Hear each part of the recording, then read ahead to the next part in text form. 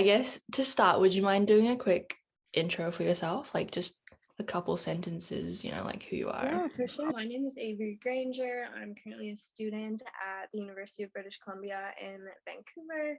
I think the main reason why Catherine is contacting me today is because I studied abroad in France for a year. Well, I didn't actually study, I worked abroad, is a better word for it. I taught English and I also worked as an au pair in Paris. So yeah, right as soon as I graduated in 2019, I moved there not knowing anyone and did that. And now I've just came back and I did my first year of university online, where I'm from in Alberta in Red Deer. And then I just recently moved to Vancouver for school for my second year. So yeah, there's a little rundown. Love it. Yeah. So was it kind of like a gap year, like when you went to France? Yeah, essentially it was a gap year. I just knew I didn't want to go right into school, and I really wanted to travel was my main goal. So I wanted to find a way to do that that was cheap and would really give me a good cultural experience versus just being a tourist. So I wanted to go and like actually live there. Had you been to France before? No, I hadn't. I've been to the UK, to London, but other than that, I hadn't like left North America. So yeah, Okay. it was my first time. Yeah, that's a pretty big step then, because you went by yourself, right? Yeah, I did. Yeah, it was kind of crazy. I just really wanted to go to Paris, essentially. Yeah. But I managed to meet a ton of people, which was really Yeah, cool. definitely. And like logistically, how did you find the job or like the family? How does that work? Right. So essentially, I had actually mentioned to one of my teachers in high school. I went Yeah. to high school in Red Deer, which is where I'm from, and I kind of explained to her like I want to take a gap year, I want to travel. I do want to go back to school eventually. So she kind of introduced me to the concept of au pairing because she had actually done it herself in France when she was my age. So I'd heard of people going abroad to like babysit and nanny, but I didn't really know like how it worked. So she told me about this website called Au Pair World, where you literally just make an account and you find a host family, and you connect with them, and hopefully you can end up working for them. So I really just owe it all to her for introducing that to me, and it ended up working out, which was cool. And then in terms of teaching English, that was something I figured out when I got there. So there was a job offering from an agency, and I just applied and then managed to teach kindergarten English. So yeah. So did you do those like two things at the same time, or was it you did one after the other? Yeah, I did them both at the same time. For the first about 3 months, I was just au pairing, getting to know my host family, kind of like getting situated. But then I came home for Christmas, and then after Christmas, it's kind of weird, but in France, kids don't go to school on Wednesdays. I'm not sure if that's a thing in New Zealand as well. But it's not a thing in Canada. You go to school Monday to Friday. So I kind of had my Wednesdays free, and I was like, I should probably pick up another job somewhere just to get to know some more people. So I started teaching in around like December, January. So I'd been there for a few months at that point. Cool. How is the host family? Like, what were they like? Yeah, so I got super lucky. I moved in September 2019. I guess that's good to know. I got super lucky with a really nice host family. It was definitely intimidating at first. But my host family actually had 4 kids, except 2 of them were older teenagers. So I really only had to look after the youngest boy who was 7. And then there's another girl who was 11, and then the 2 teenagers. So it was really nice. Like, even though it was a big family, it was nice having Yeah. 2 of the older girls that were close in age to me, so they could kind of help and like we're just friendly, and like when the parents were working, like they were usually at the house. So yeah, my host family was super sweet. And I actually was lucky enough to have my own apartment that they gave me as well, so I didn't live right in their house either, so it kind of gave me some space away from them when I needed it. So yeah. Cool. Yeah, it sounds like you had a pretty good experience because I have heard like horror stories where people. Yeah, definitely. Even some of my friends had to like rematch families, which is pretty common, I'd say. So I was lucky to kind of get a really good one right off the bat. Cool, cool. And what kind of things would you be doing like when you were there looking after the kids and stuff? Yeah. So in terms of like the job, I my host kid was actually diabetic, so my main job was doing his lunches and his dinners. So I would make him lunch, pick him up from school. It was like Yeah. a 2-minute walk from their apartment, so it was super easy. And then I would bring him back to school. That's kind of uncommon though. Typically, au pairs only work after school, so it was just my situation where I also Yeah. worked at lunch. And then after school, I took him to his activities. He played soccer and like running and some other like friend play dates he had. So I would arrange those activities for him, make sure he had all his stuff, and then take him there, take him home, have dinner, do his homework, and then by then it was usually around like 7 p.m. The parents would be coming home, so then I was done for the night. So yeah, the schedule is super chill, super flexible. It's really only like 5 to 6 hours a day, I would say. Okay. Yeah. And like, do you get paid as well, or is it just kind of like your housing and food? I don't know Yeah, what you do it get is. paid. It's not a ton, so like I think the average is like 300 to like 400 euros a month. I think I made around 360 euros a month. So in Canadian dollars, that's like around 500. Okay. But on top of that, I also got groceries from my host mom. So whenever she was ordering her groceries, she would just ask that I wrote her a list of what I wanted as well. Oh, cool. So she Yeah. would give me groceries, and then also obviously a place to live. The only like things that I had to pay for was my Wi-Fi and my Mhm. Metro card. Lots of host families do give you a Metro card. Mine Yeah. didn't, but I would definitely look for one who does because it's like 90 euros a month. So it's quite Yeah. expensive. So it's really nice if they provide it for you. But for me, like I didn't need to take the Metro to get to work. So it wasn't really something that they Cool. included. And whereabouts were you living? Was it like in Paris, like, or outside? Or Yeah, so I lived right in Paris. Paris is separated into 20 districts. So right? I lived in the 16th district. So did Okay. my host family. Yeah. It's kind of like a really like preppy, like rich district. Yeah, I've heard that's Um, the fancy one.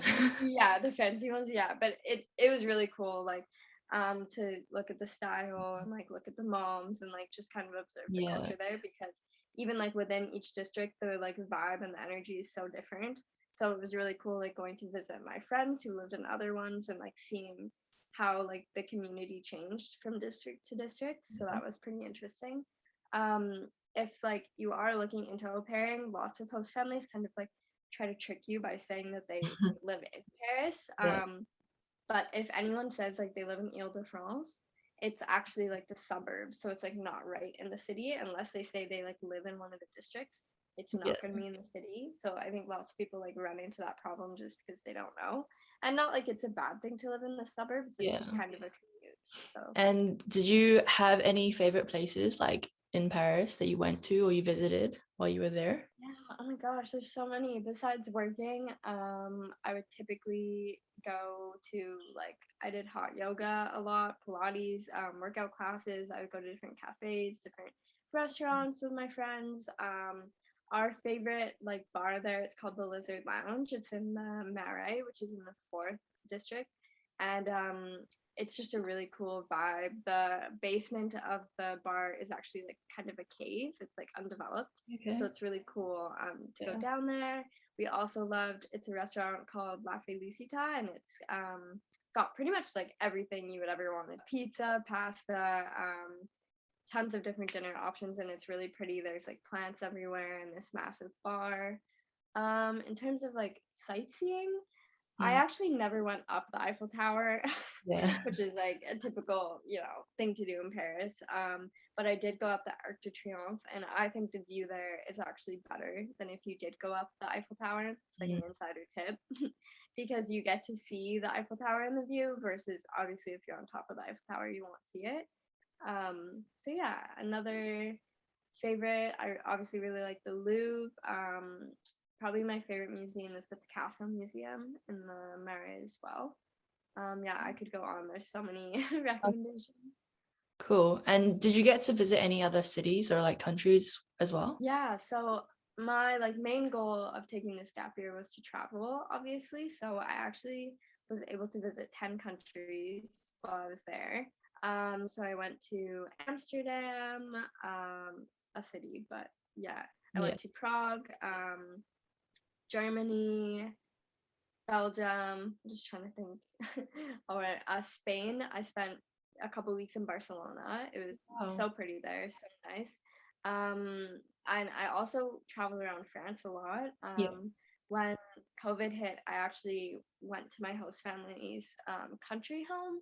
They actually lived in like a castle in the countryside, Yeah, so I that was saw that video, like a literal chateau. yeah. So that area of France is called Normandy. Yeah. So I got to see that as well when I was there. So definitely a lot of traveling, but the nice thing is once you get to Europe, traveling between countries is really cheap for the most part. So that was nice.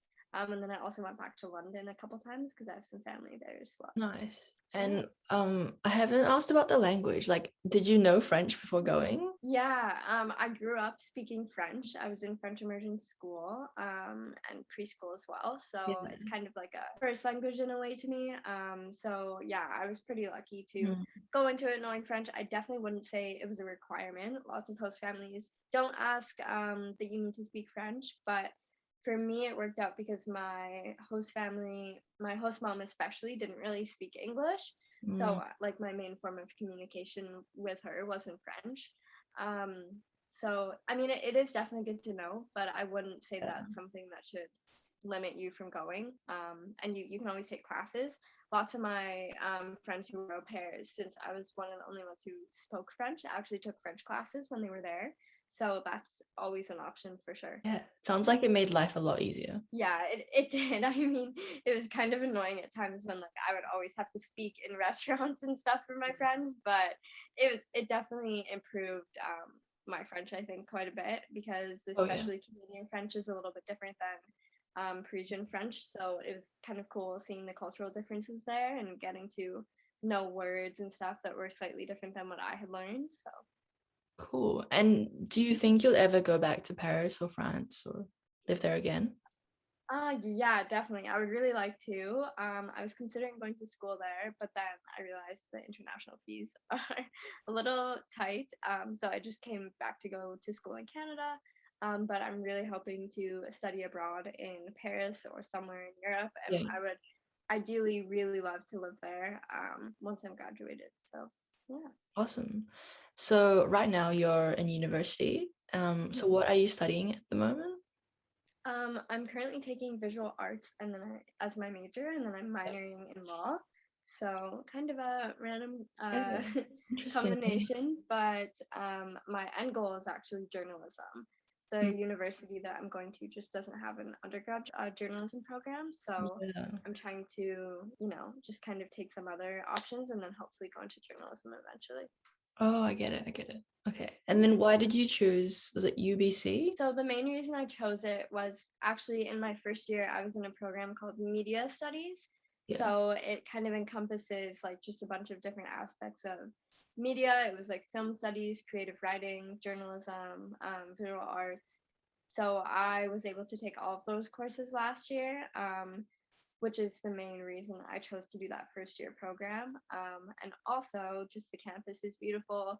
It's in Vancouver on the island. You have the beach, the ocean, the mountains, and the city. It's really like, best of Yeah. both worlds, everything.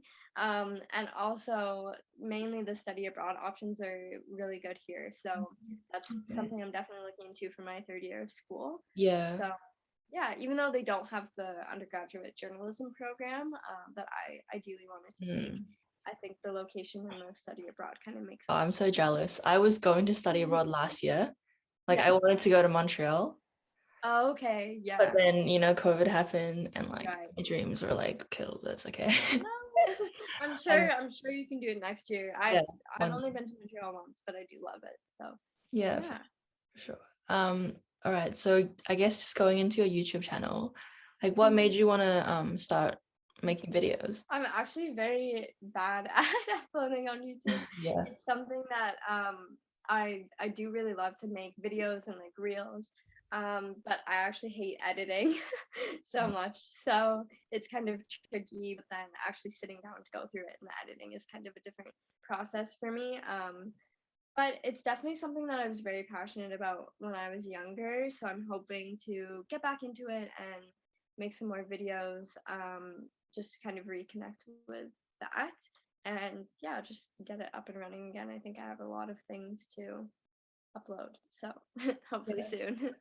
Yeah, definitely. I feel like if you're doing journalism, it's good to kind of have some sort of like outlet, that you can express that. Yeah, exactly. And I love recording my trips and making Yeah. videos from them. So I'm definitely gonna have to go back to my travels a couple years ago and get all those videos edited because I personally have an awful memory as well. So it's nice to be able to Yeah. look back at videos and like have everything kind of summarized for me. So Nice. yeah.